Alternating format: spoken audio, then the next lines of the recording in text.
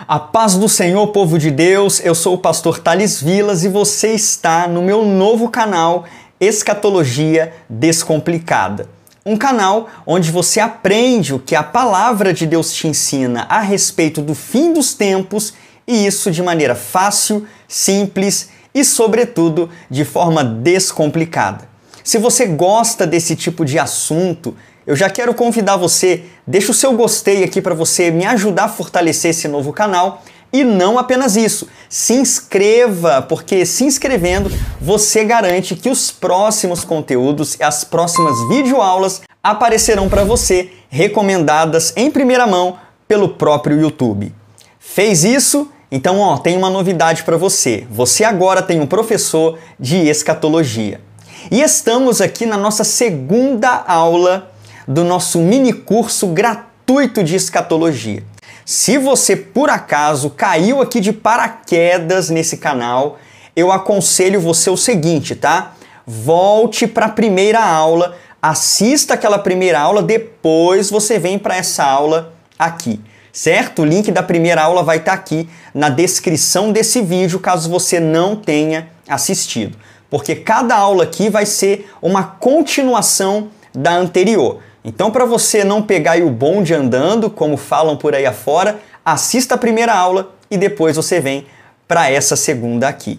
Bem, já estamos aqui então preparados para a nossa segunda aula e eu quero então, sem mais demoras, já começar e já te passar aqui bastante conteúdo, porque eu quero aqui, o meu intuito é que você aprenda e aprenda muito a respeito de escatologia.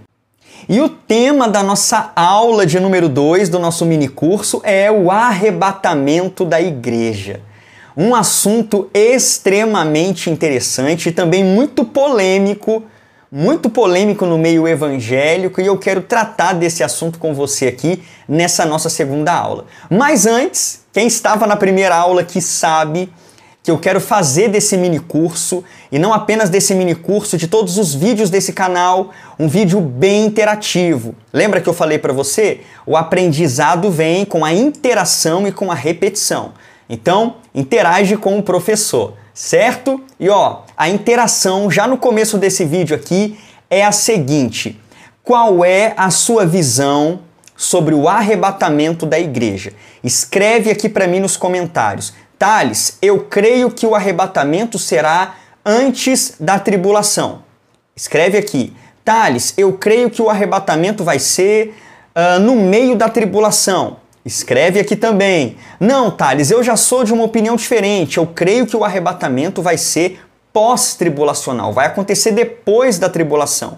Em outras palavras, a igreja vai passar pela grande tribulação. Eu quero saber qual é a sua visão.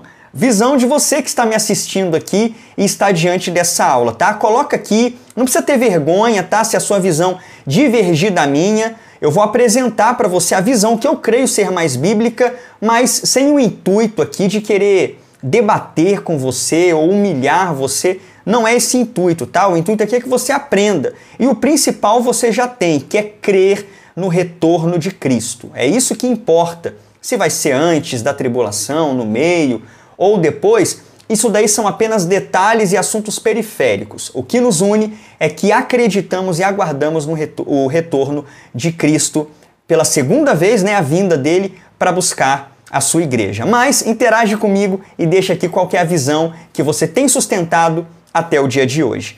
Vamos lá então? Então vamos lá. Bem, só para a gente recapitular, na aula anterior nós falamos a respeito dos sinais do tempo do fim, tá? Nós falamos a respeito deste assunto muito interessante, muito importante. Vimos aí os sinais que já estão evidentes nos nossos dias e que mostram que o fim se aproxima, ok? E só para você ter um detalhe aqui, um detalhe em primeira mão, na aula passada nós falamos a respeito de guerras. Você lembra? Guerras e ameaças de guerras como um sinal do tempo do fim? Então, hoje, tá? Eu estou gravando essa aula aqui à noite. Na hora do almoço do dia de hoje, eu assistindo ao jornal hoje, foi lá passado a notícia de que Estados Unidos, Japão e Coreia do Sul estão aliados e preparados para combater a Coreia do Norte. E a notícia foi a seguinte: Esses 3 países, tá? Os presidentes desses 3 países disseram que a próxima vez que a Coreia do Norte lançar algum míssil no mar do Japão ou próximo à Coreia do Sul, ela receberá uma retaliação como nunca visto antes. Então o negócio, a chapa tá quente ao redor do mundo. O negócio está se estreitando, o caldeirão está fervendo cada vez mais. E isso serve para nós de alerta e de mais um sinal de que o fim se aproxima, tá? Então, vamos lá? Vamos começar nossa aula aqui sobre arrebatamento da igreja? Você já escreveu aqui qual que é a sua visão sobre a tribulação? Interage com seu professor e sem mais demoras, vamos lá. Trouxe um texto base aqui, certo? Para basear essa nossa aula num texto bíblico. Eu quero ser o mais bíblico possível com você nestes assuntos escatológicos. E o texto que eu trouxe foi 1 aos Tessalonicenses, capítulo de número 4, versículo 13 ao 18. Acompanha comigo a leitura aí, tá? Olha só. Irmãos, não queremos que vocês ignorem a verdade a respeito dos que dormem. Essa palavra dormem aqui é uma figura de linguagem para aqueles que já morreram em Cristo, tá?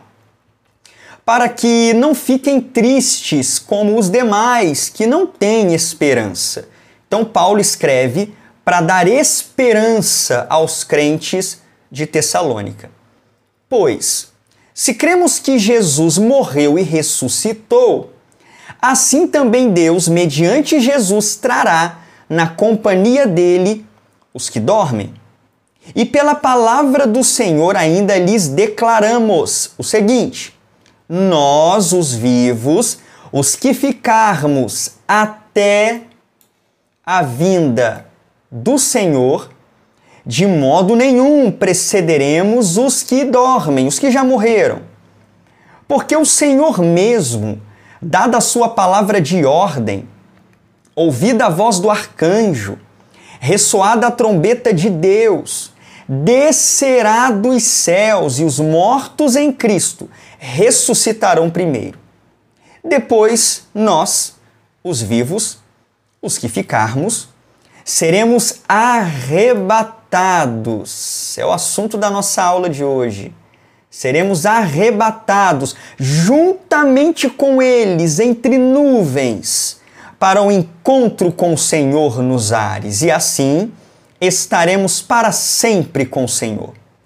Portanto, consolem uns aos outros com essas palavras. Então, Paulo escreve a respeito do arrebatamento aqui, nesse texto que acabamos de ler, e diz o seguinte, que essa verdade do arrebatamento, ela deve servir de consolo diário para os crentes. É Paulo que diz, consolem uns aos outros com estas palavras. Então, o arrebatamento deve ser ensinado, pregado, falado na escola bíblica dominical como um motivo de consolo. Só que parece que esse assunto está tão esquecido nos púlpitos, nas salas de aulas de escola dominical, nos cursos teológicos, mas graças a Deus por você estar aqui para aprender a respeito desse importante assunto, porque o arrebatamento, essa verdade bíblica não caducou, não passou da validade não, tá? Ainda continua atual e extremamente urgente. Vamos lá então? Bora lá.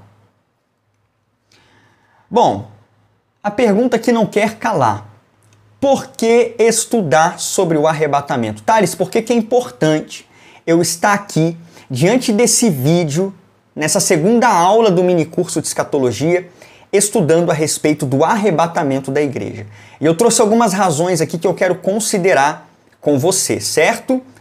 Primeiro, você deve estudar sobre o arrebatamento da igreja porque é o plano de Deus para a igreja. E vou além, é o próximo evento da igreja, é o arrebatamento. Não tem mais nada para se cumprir na era da igreja, do Pentecostes ao arrebatamento. É a era que estamos vivendo da igreja. Não tem nada para se cumprir. A gente vai falar aqui um pouco mais à frente da questão dos sinais. Muita gente fica aguardando mais sinais acontecerem para aí sim se prepararem para o arrebatamento. E eu estou aqui para falar para você, se você tem essa atitude, para você parar com isso, ok? Porque o próximo evento na agenda de Deus para a igreja é o rapto. Jesus vir raptar a sua igreja e levá-la para o céu junto consigo. Então o arrebatamento é o plano de Deus para a igreja e a próxima agenda de Deus para nós, a igreja. Um segundo motivo por que é importante estudar a respeito do arrebatamento é que Jesus ensinou sobre o arrebatamento. Em João capítulo 14, a primeira menção do arrebatamento no Novo Testamento veio dos lábios de Jesus. Não se turbe o vosso coração, credes em Deus e também em mim. Na casa de meu pai há muitas moradas, se não fosse assim eu teria dito, pois vou preparar-vos lugar. E se eu for, e Jesus já foi, e vos preparar lugar, virei outra vez e vos levarei para mim mesmo, para que onde eu estiver, estejais vós também. Então Jesus ensinou sobre o arrebatamento da igreja, e se Jesus ensinou, então esse assunto é um assunto relevante, tá? Um outro motivo é que os autores do Novo Testamento escreveram também a respeito do arrebatamento. Praticamente todos os livros do Novo Testamento têm alguma menção ao arrebatamento da igreja. Então, se eles escreveram sobre este importante assunto, será que nós não devemos estudar a respeito dele? É por isso que eu estou aqui fazendo para você um vídeo a respeito deste assunto. Uma outra razão por que é importante você estar aqui diante desse vídeo é que o arrebatamento é a gloriosa esperança da Igreja de Cristo. Paulo disse em 1 aos Coríntios, vou anotar essa referência aqui, tá? Para você, se você quiser abrir depois aí para ler. 1 Coríntios 15, 19. Paulo fala o seguinte: se esperarmos em Cristo somente nesta vida, eu e você somos os mais miseráveis de todos os homens. E tem muito crente vivendo assim, como se Jesus nunca fosse voltar, como se o arrebatamento nunca fosse acontecer. Olha, não é pecado você sonhar com coisas para essa vida. Eu tenho sonhos. Não é pecado, tá? Você querer melhorar sua condição financeira, querer dar uma boa condição de vida para os seus filhos, para a sua família, realizar sonhos que hoje são impossíveis para você. Não é pecado. Mas deixa eu te falar algo. A sua história não termina aqui neste mundo. Deus tem mais para você. Se a sua única esperança é o que Deus tem para te dar aqui nessa vida, você não passa de um miserável. É o que Paulo diz para nós em 1 Coríntios 15, 19. A sua esperança não deve estar nessa terra passageira, deve estar na glória. Sua cidade está no céu, nosso Senhor está no céu, nosso nome está escrito no céu e a nossa pátria permanente é lá no céu. Então essa deve ser a maior esperança do cristão. Essa deve ser o maior desejo, o maior anelo da Igreja de Cristo, o arrebatamento da igreja. Sonhe sim com coisas aqui, conquiste sim coisas aqui, mas nunca se esqueça, você não é daqui não, viu? Você não é daqui, seu lugar é lá em cima.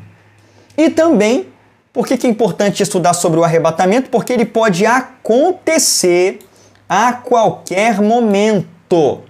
A qualquer momento. Eu acabei de dizer para você que você não deve ficar esperando por sinais, tá? Do arrebatamento da igreja. Então, se não tem sinais, ele pode acontecer a qualquer momento, inclusive enquanto você assiste essa aula. E a pergunta que eu faço para você é a seguinte, deixa eu até chegar mais perto aqui. Você está preparado? Está preparado se a trombeta soar agora? Você sobe? É a pergunta que eu faço para você. Ok? Deu para você entender, então, por que é importante estudar a respeito deste assunto? Então, vamos lá. Mas antes de continuar, tá muito calor aqui, eu vou dar um gole aqui no meu suco de laranja, tá? Tá servido? Meu Deus, tá muito calor hoje. Bom, vamos lá. Qual que é o significado de arrebatamento, então? Tendo visto a importância de se estudar a respeito deste assunto, a gente precisa então entrar aqui nessa área da definição do termo, tá? E olha só que interessante. A palavra arrebatamento, esse termo, vem do grego harpazo. Harpazo. Repete aí do outro lado, harpazo. Isso, essa é a palavra grega para arrebatamento. E o significado dessa palavra grega harpazo é o seguinte: primeiro, rapto. Então, arrebatamento significa um rapto.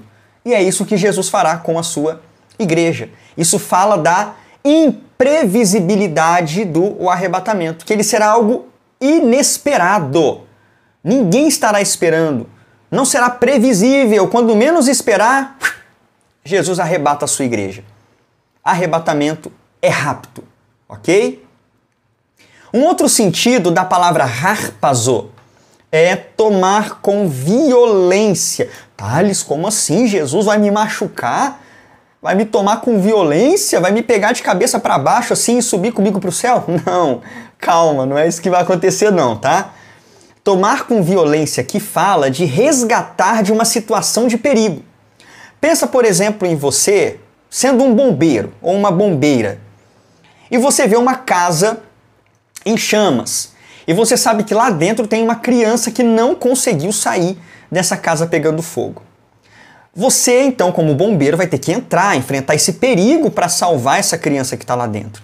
Você vê, então, essa criança já quase desacordada por causa da fumaça e você vai com todo o ímpeto e pega aquela criança ali praticamente de qualquer jeito, agarra ela e sai com ela correndo. Por quê? Porque o importante naquele momento é tirar ela daquele ambiente de perigo. Então é isso que a palavra harpazo traz para nós. Jesus nos tirará, sabe, de maneira rápida deste mundo perigoso para a nossa vida espiritual, esse mundo tentador, esse mundo cheio de batalhas espirituais, onde o inimigo das nossas almas quer a minha e a sua morte.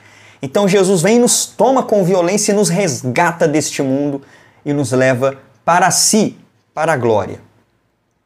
E um outro sentido da palavra harpazo é levar para outro lugar.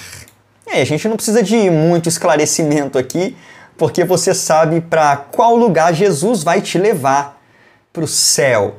Você vai ser tirado deste mundo e será levado para uma outra dimensão, para o céu, ou para o terceiro céu, a morada de Deus. Ok? Ô esperança maravilhosa essa do arrebatamento. Tudo certo? Tá dando para você entender até aí? Então, vamos prosseguir. Bom, a partir de agora, eu quero te mostrar aqui algumas verdades a respeito do arrebatamento, tá? Continua aí comigo, hein? Nada de sair desse vídeo, nada de perder o foco, perder a atenção. Tá aí? Tá acordado? Espero que você esteja acordado, acordada. Continua aqui comigo com atenção total, porque você tem muita coisa para aprender aqui. Primeiro fato, então, primeira verdade bíblica que eu trouxe para você a respeito do arrebatamento é que o arrebatamento é uma promessa. O arrebatamento é uma promessa que saiu dos lábios de Jesus ali nos seus últimos dias na terra, antes de ser crucificado no cenáculo com os discípulos, depois de ter ceado com os discípulos. Jesus fala a respeito do arrebatamento. E aonde está registrado isso? Olha só, está em João, capítulo de número 14, versículo 1 ao versículo 3, aonde Jesus diz o seguinte: olha só, que o coração de vocês não fique angustiado. Vocês creem em Deus. Creiam também em mim. Na casa de meu Pai. E onde é a casa do Pai mesmo? O céu. Se você respondeu o céu, você tirou 10. Na casa de meu Pai há muitas moradas. Se não fosse assim, eu já lhes teria dito, pois vou preparar, olha só, vou preparar um lugar para vocês. Aonde? Vamos puxar uma setinha aqui. Na casa do Pai. E quando eu for e preparar um lugar para vocês, voltarei e os receberei para mim mesmo. Olha isso, ele vai voltar e vai nos receber para ele mesmo, para que onde eu estou, vocês estejam também. Então, o que acabamos de ver aqui, de ler, nada mais, nada menos é do que uma promessa. Eu estou indo, mas eu prometo que eu vou voltar e vou buscar vocês e vou levar vocês para onde eu estiver, para onde eu estou, que é na casa do Pai, certo? E aqui tem algumas considerações extraídas deste versículo que eu quero trazer para você. Veja só, verdades em João 14, do versículo 1 ao 3. Olha, o arrebatamento aqui nesse texto é apresentado primeiro como um consolo em meio à tristeza da morte de Jesus. Os discípulos estão ali tristes, cabisbaixo, coração perplexo, angustiado, porque o mestre deles, a esperança deles, vai ser crucificado. Jesus está falando, olha, eu vou para a cruz, e falou diversas vezes. Então eles estão tristes porque sabem que Jesus vai se ausentar deles. Mas aí Jesus vem com a verdade do arrebatamento. O primeiro ensino do Novo Testamento sobre o arrebatamento é este aqui, João capítulo 14, do 1 ao 3, e fala para eles, não precisam ficar preocupados. Eu vou voltar para o Pai, mas eu venho buscar vocês para levar vocês comigo. Então o arrebatamento deve ser um motivo de consolo. Segunda verdade desse texto de João, capítulo 14, é que Jesus afirma que a sua volta para o céu tem um propósito: preparar um lugar para os discípulos. É como se Jesus estivesse dizendo assim, gente, não fica triste não, eu estou indo com um propósito. Eu estou indo para preparar o lugar para vocês, tá? E aí eu vou vir e vou buscar vocês para vocês irem comigo para onde eu estiver e para onde eu vou. E uma terceira verdade em João, capítulo 14, do versículo 1 ao 3, é a seguinte, olha, tendo preparado então esse lugar no céu para os seus discípulos, que representava ali toda a cristandade, toda a igreja, ele voltaria para nos levar para onde ele havia ido. Aonde que ele havia ido? A casa do Pai. Então ele fala, olha, eu vou para a casa do Pai, vou preparar lugar lá, vou vir, vou buscar vocês e levarei vocês para onde eu estou, para onde eu vou, que é para a casa do Pai. Então deu para entender? João capítulo 14, do 1 ao 3 é uma promessa gloriosa a respeito do arrebatamento da igreja para mim e para você. Essa é a primeira verdade a respeito do arrebatamento da igreja. Bom, já estamos aqui então diante da segunda verdade bíblica sobre o arrebatamento que eu quero passar para você aqui nesse mini curso de escatologia. Segunda verdade é a seguinte, o arrebatamento não é apenas uma promessa, mas é também iminente. Thales, o que é isso? Nunca ouvi essa palavra na minha vida. Calma, que você já vai aprender o que é isso, tá? O arrebatamento é apresentado nas páginas do Novo Testamento como um evento iminente. Preste bem atenção. Primeiro eu quero deixar um texto aqui, tá? Um texto base para falar a respeito dessa iminência e como os autores do Novo Testamento, eles criam na iminência do arrebatamento, que o arrebatamento poderia acontecer a qualquer momento e sem sinais prévios. O próprio Paulo, no texto de Tessalonicenses que nós lemos na introdução dessa aula, Paulo falou, você está lembrado? Olha, nós, os que ficarmos vivos. Opa, então Paulo está se incluindo no grupo dos que estarão vivos para o arrebatamento. Isso quer dizer que Paulo esperava o arrebatamento para os seus dias. Ele esperava estar vivo quando Jesus viesse buscar sua igreja. Então Paulo cria que o arrebatamento poderia acontecer a qualquer momento. Mas veja agora Tiago o que ele vai dizer em Tiago capítulo 5, versículo 7, 8 e versículo 9, parte B. Olha só. Portanto, irmãos, sejam pacientes até a vinda do Senhor. Vinda aqui é o arrebatamento, tá? Eis que o lavrador aguarda com paciência o precioso fruto da terra, até receber as primeiras e as últimas chuvas. Sejam vocês também pacientes e fortaleçam o seu coração. Agora, pois a vinda do Senhor está próxima. Então, Tiago aguardava o arrebatamento para os seus dias. E aí ele vai dizer no versículo 9, parte B, eis que o juiz está às portas. Então, Tiago, ao escrever a sua carta, Tiago aqui é o meio-irmão do Senhor, ao escrever a sua carta, ele diz assim, gente, tenham paciência, a vinda do Senhor está próxima. O juiz está às portas. Então ele aguardava para os seus dias o arrebatamento da igreja, ok? Tendo visto então a respeito desse texto para fundamentarmos a doutrina da iminência do arrebatamento, então vamos prosseguir. Vamos ver aqui o significado de iminência, tá? Para você aprender o que é isso. Olha só, significado de iminência. Condição do que é iminente, do que está prestes a acontecer. Iminência é isso, tá? O que está prestes a acontecer. Ou acontecerá em um momento muito próximo. Isso aqui é a definição de um dicionário da internet, tá bom? Do tio Google.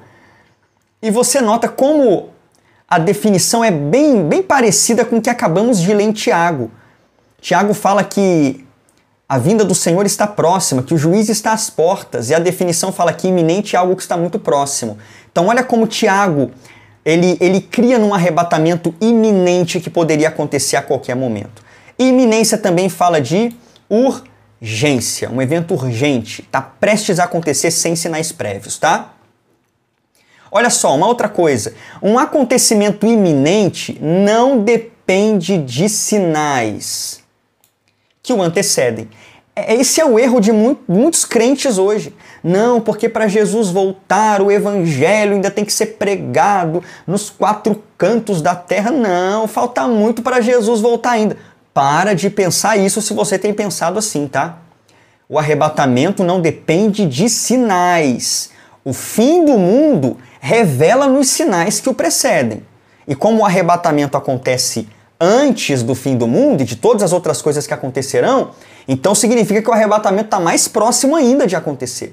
O arrebatamento não tem sinais. Não precisa acontecer nada para o arrebatamento acontecer e para Jesus vir buscar a sua igreja. Ok? Deu para você entender? Então não depende de sinais.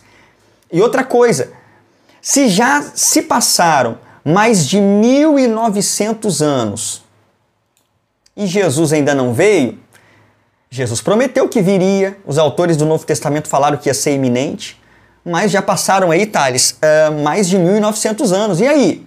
Isso prova a misericórdia de Deus com os homens. É o que Pedro ensina em 2 Pedro 3,9. O Senhor não retarda a sua promessa, como alguns a têm por tardia, mas é longânimo para convosco, não querendo que ninguém se perca, mas que todos venham ao arrependimento. Pedro, quando ele escreve, o contexto ali são escarnecedores, duvidando da vinda do Senhor, dizendo, onde está a sua vinda? Cadê? Que já se passaram uns anos aí e nada acontece. E Pedro fala, olha, um dia para o Senhor é como 1000 anos, 1000 anos como um dia. O Senhor está sendo longânimo, está dando tempo para vocês se arrependerem. Então se passaram aí 1900 anos e Jesus ainda não voltou, é o tempo de misericórdia que está sendo estendido para mais pessoas se arrependerem. Certo? Deu para você entender? Vamos adiante então? Terceira verdade sobre o arrebatamento que eu quero destacar aqui nessa nossa aula. A terceira verdade é a seguinte: o arrebatamento será secreto. O arrebatamento será secreto. Ah, Thales, até aqui estava muito bom você falar sobre o arrebatamento. Agora você vem com esse papo de arrebatamento secreto. Você vem com essa heresia de arrebatamento secreto. Eu já ouvi muito isso. E eu quero justamente desfazer esses mal-entendidos e mostrar que o arrebatamento secreto tem fundamentação bíblica, tá? E explicar ele da maneira certa, porque muita gente explica o arrebatamento secreto de forma errada. Elas criam um espantalho do arrebatamento secreto. E eu quero aqui explicar para você da maneira certa, bíblica, ok? Da maneira que foi ensinado a nós pelos apóstolos de Cristo, certo?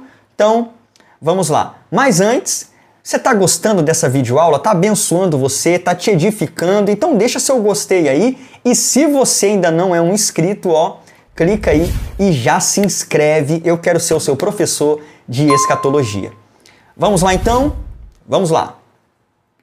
Hebreus 9:28, um dos textos que eu quero fundamentar aqui, o arrebatamento secreto, tá?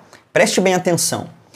Hebreus 9:28, versículo 27 vai dizer assim: assim como aos homens está ordenado morrerem uma vez, vindo depois disso juízo, versículo 28. Assim também Cristo, tendo se oferecido uma vez por todas para tirar os pecados de muitos, fala da sua primeira vinda, ele se ofereceu na sua primeira vinda para tirar o pecado de muitos, aparecerá. A chave está aqui, ó. Aparecerá segunda vez, não para tirar pecados, mas para salvar aqueles que esperam por ele. Esse texto aqui traz uma verdade muito, mas muito interessante. Diz aqui que da mesma forma que Jesus ele veio na primeira vez com o intuito de tirar os pecados, de morrer em favor da humanidade, tá? E aplicar este sacrifício na vida dos que creem, da mesma forma ele vai aparecer uma segunda vez. Para que ele vai aparecer? Para salvar aqueles que o aguardam ou que o esperam para essa salvação. Então Jesus ele não vai aparecer a todos. Ele vai aparecer àqueles que estão aguardando para a sua salvação. Eu tenho algumas considerações para fazer aqui. Primeira coisa, quando a gente fala a respeito de arrebatamento secreto, não é secreto que nem a igreja vai saber, não é isso, tá? Quando a gente fala que é arrebatamento secreto, é secreto para o mundo, mas visto pela igreja. A igreja verá o arrebatamento, saberá quando estiver acontecendo o arrebatamento. É secreto para o mundo, porque o mundo não está aguardando Jesus para a sua salvação. O mundo não está esperando Jesus uma segunda vez. Quem espera é apenas a igreja. Então é para essa igreja que ele vai aparecer. Deu para você entender? Olha só. Aqui 3 considerações aos críticos do arrebatamento secreto, tá? Olha só que interessante, ó. A expressão traduzida por aparecerá, que nós vimos no texto de Hebreus 9:28, vem do grego ophtezetai. Vamos aprender mais uma palavra aí no grego bíblico? Ophtezetai, repita aí, ophtezetai. Sabe o que significa? Cujo significado é será visto. Então o que o texto diz é que Jesus, ele será visto por aqueles que o aguardam para a salvação. Tá aqui a pergunta, ó, será visto por quem? Por aqueles que o aguardam, por aqueles que esperam por ele, por aqueles que almejam ser salvos por ele deste mundo, da presença do pecado, tá? E aí eu pergunto para os críticos do arrebatamento secreto, os ímpios estão aguardando Jesus? Responda para mim sim ou não. Óbvio que não. Então qual é a finalidade de Jesus aparecer para eles no arrebatamento? Jesus vai aparecer sim, quando ele retornar a este mundo para estabelecer seu reino. Inclusive é um assunto aí das próximas aulas nossas do nosso minicurso. Aí todo olho verá. Mas no arrebatamento da igreja, que é a primeira fase dessa segunda vinda, só a igreja o verá. Só a igreja está aguardando Jesus para a salvação. Ok? Então os ímpios não estão aguardando Jesus. Ah, Thales, mas isso não tem nenhuma fundamentação bíblica. Então tá bom. Olha só. Alguns dos inimigos de Jesus, eu pergunto, viram Jesus após a sua ressurreição, nos 40 dias que ele andou por Israel? Sim ou não? Não, não viram. A ressurreição então foi secreta para o mundo, mas visível. Jesus apareceu visivelmente para os seus discípulos. Eles tocaram em Jesus, comeram com Jesus, visto pela igreja, oculto, secreto para o mundo.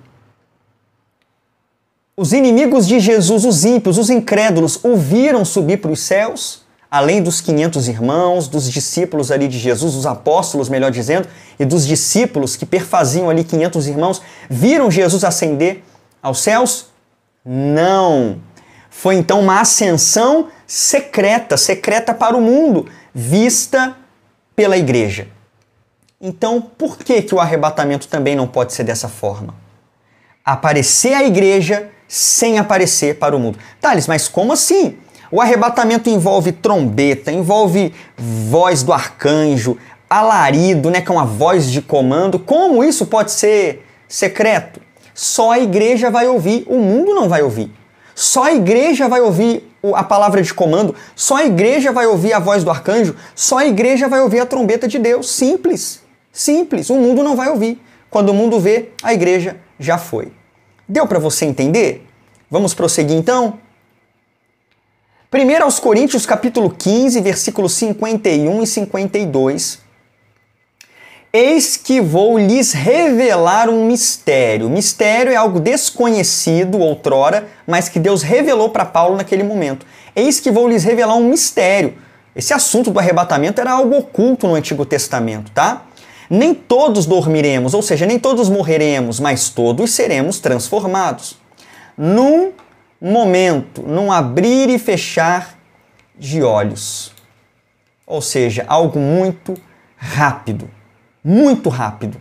A palavra aqui, momento, é átomo no grego. Algo indivisível, sabe? Vai ser assim, numa rapidez tremenda. É como um piscar de olhos. Você nem sente que está piscando o olho. Assim vai ser o arrebatamento. Quando vê, já aconteceu. Ok? Por isso que vai ser secreto para o mundo, mas visível para a igreja. Ao ressoar da última trombeta, a trombeta soará, os mortos ressuscitarão incorruptíveis e nós seremos transformados. Certo? O arrebatamento, então, será secreto.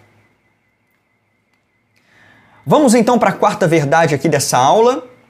O arrebatamento também, além de uma promessa, além de iminente, além de secreto, também será pré-tribulacional. Em outras palavras, o arrebatamento acontecerá antes da grande tribulação. Inclusive, a grande tribulação é o assunto da nossa próxima aula, tá? Então, te espero na nossa aula de número 3 do nosso mini curso de escatologia.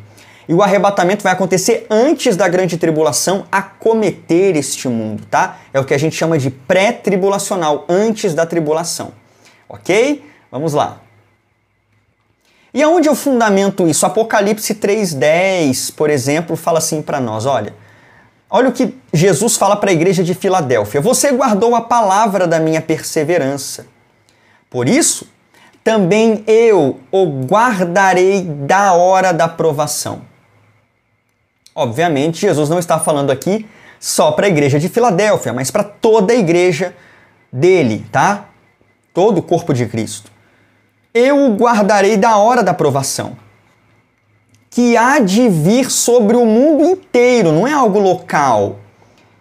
Essa hora da provação vai vir sobre o mundo todo, para pôr à prova os que habitam sobre a terra. Não tem na história humana algo desse tipo. A hora da provação que veio sobre o mundo inteiro para provar os que habitam na terra ainda não aconteceu. E nós cremos que essa é uma referência ao período tribulacional de 7 anos, ou a chamada 70ª semana de Daniel, que ali é o período de 7 anos onde Deus vai tratar com este mundo, vai tratar com Israel e vai julgar esse mundo pelos seus pecados, através dos selos, das trombetas, das taças, assunto esses relacionados lá em Apocalipse, tá? Inclusive, já que eu falei sobre Apocalipse aqui, vamos para mais um momento de interação com o professor? Prepara aí os dedos para digitar, se você tiver aí no computador, ou para escrever aí no seu celular. Você tem dificuldades em entender o livro do Apocalipse? Eu quero saber isso de você. Interaja com o professor aqui, coloca nos comentários, Thales, sim, eu tenho muita dificuldade em entender o Apocalipse. Thales, eu nem me arrisco a estudar Apocalipse porque realmente eu não entendo absolutamente nada. Escreve aqui para mim, me dá esse feedback, tá? Quero saber de você. Então esse texto aqui é um dos textos que fundamentam a verdade de que a igreja não vai passar pela grande tribulação. Vamos lá? Olha só, trouxe aqui algumas bases, tá? Algumas fundamentações bíblicas do pré-tribulacionismo, porque eu creio que o arrebatamento vai ser pré-tribulacional. Primeira coisa é que a igreja é diferente de Israel. A igreja não é Israel, tá? E lá em Jeremias capítulo 30, versículo 6, a grande tribulação é chamada de tempo de angústia para Jacó, para o povo de Israel. E como a igreja não é Israel, não tem por que ela estar neste período de tribulação. Certo? Outra verdade aqui, ó. A igreja é prometido escape da hora da provação, como acabamos de ler. O próprio Jesus prometeu à igreja de Filadélfia, também a todos nós, que ele vai nos livrar não na hora. Nós não vamos passar pela tribulação e ele vai nos livrar ali na tribulação. Não. Ele vai nos livrar da hora da tribulação, antes dela acontecer. Antes dessa hora chegar, Jesus rapta a igreja e a leva para o céu. Paulo ensinou também que a igreja não foi destinada para a ira. E a grande tribulação, como veremos na próxima aula, será um tempo de ira, do descarregar da ira de Deus sobre este mundo. E Romanos 5:9, 1 Tessalonicenses 1:10 e 5:9 mostram que a igreja não vai estar presente nesse tempo da ira, ok? Uma outra coisa, uma outra base do pré-tribulacionismo, em Apocalipse capítulo 6, melhor dizendo, em Apocalipse capítulo 6 a 18, que trata dos 7 anos da tribulação, a igreja está ausente. Mais uma vez, Apocalipse aí. Inclusive, se você quer aprender mais a respeito deste assunto escatológico, você precisa conhecer o livro do Apocalipse, tá? O livro do Apocalipse é um livro, assim, tremendamente escatológico e com muito esclarecimento a respeito do tempo do fim. Então, você precisa se dedicar a aprender mais sobre o Apocalipse. Bom, então Apocalipse capítulo 6 a 18 compreende os 7 anos da tribulação. E nesse capítulo 6 a 18 de Apocalipse, você não encontra nenhuma única vez a palavra igreja ali. A igreja não está presente nesse período. Você vai encontrar a última vez a palavra igreja no capítulo 3, versículo 21 de Apocalipse e depois só no capítulo 22, versículo 16. Antes, é citada um monte de vezes a palavra igreja, e é citada depois, mas nesse intervalo do capítulo 6 ao 18, nenhuma vez a igreja é citada. Por quê? Porque ela vai estar no céu, porque ela foi arrebatada antes da tribulação. E o padrão de Deus nas Escrituras é livrar os justos antes do julgamento. Livrou Noé, tirou Ló de Sodoma e Gomorra antes de destruir. O padrão de Deus é tirar o justo e aí sim punir os ímpios. Tá bom? Essas então são algumas das bases aqui do pré-tribulacionismo. Vamos lá? Eu nem sei quanto tempo está dando essa aula aqui, viu? Eu só estou indo. Espero que você esteja aqui comigo ainda.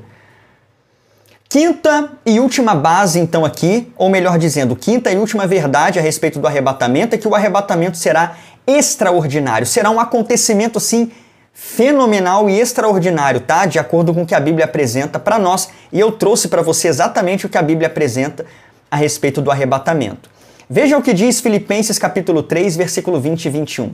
Pois a nossa pátria está nos céus, de onde também aguardamos o Salvador, o Senhor Jesus Cristo, o qual transformará o nosso corpo de humilhação, o nosso corpo abatido, para ser igual ao corpo da sua glória, segundo a eficácia do poder que ele tem de até subordinar a si todas as coisas. Então, só com essa leitura de Filipenses 3, 20 e 21, você já percebe que o arrebatamento vai ser uma manifestação do poder de Jesus, ressuscitando os mortos e transformando os vivos para levá-los aos céus consigo, tá? Então vai ser um acontecimento extraordinário.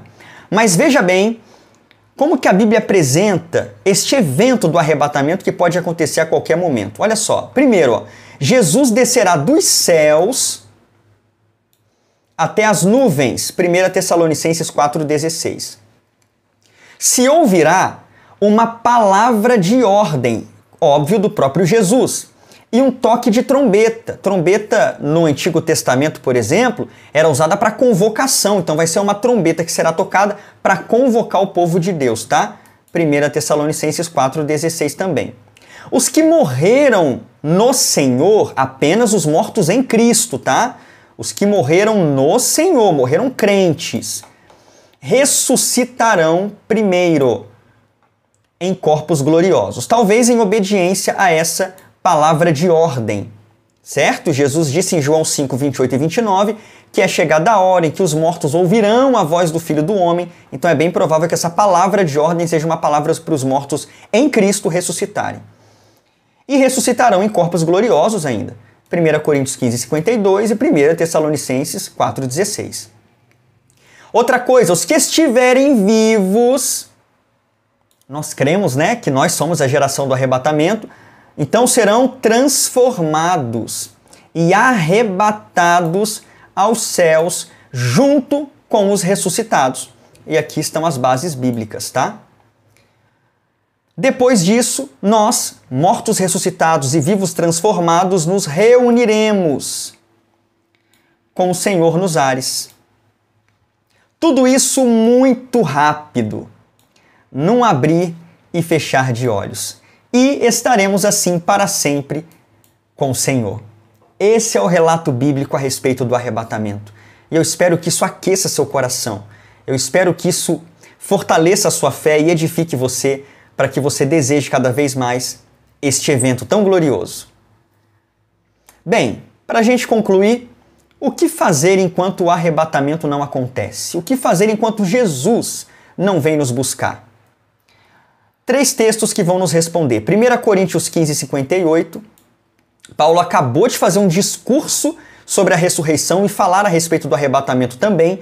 Ele arremata, ele conclui dizendo assim, ó: portanto, meus amados irmãos, sejam firmes, inabaláveis, sempre abundantes na obra do Senhor, sabendo que no Senhor o trabalho de vocês não é vão. Então, o que eu faço tendo em vista que o arrebatamento pode acontecer a qualquer momento? Eu cruzo os braços, deito na rede e fico sem fazer nada? Não. Segundo Paulo, trabalha, vai para cima, cumpra teu chamado, evangelize, pastoreie, pregue a palavra, faça a obra de Deus enquanto é dia, enquanto é tempo, enquanto Jesus não vem buscar a sua igreja.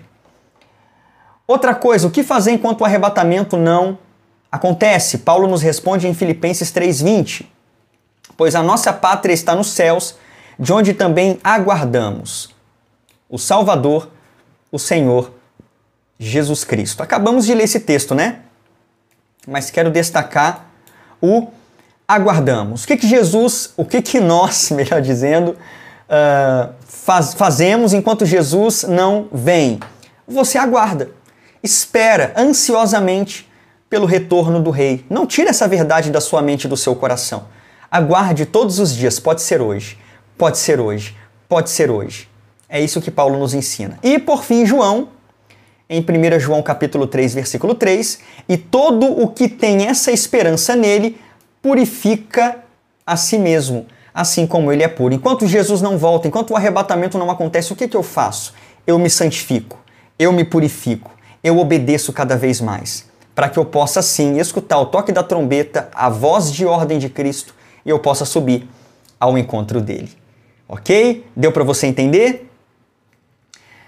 Chegamos então ao final dessa aula e na próxima aula desse minicurso, falaremos a respeito da grande tribulação. A aula está imperdível. Você não pode ficar de fora da terceira aula, hein? Eu te vejo então na terceira aula. E para eu saber que você realmente vai estar nessa terceira aula, vamos para mais um momento de interação com o professor? Escreve aqui nos comentários aqui, ó. Eu estarei na aula 3. Escreve aqui e quando eu olhar os comentários eu vou saber quem é que está comprometido comigo e quem é que vai comigo até o final. Certo? Próxima aula então, grande tribulação. Até a próxima aula então. Estou muito feliz com a sua presença aqui até o final. Isso mostra que você realmente está comprometido em aprender sobre escatologia, tá?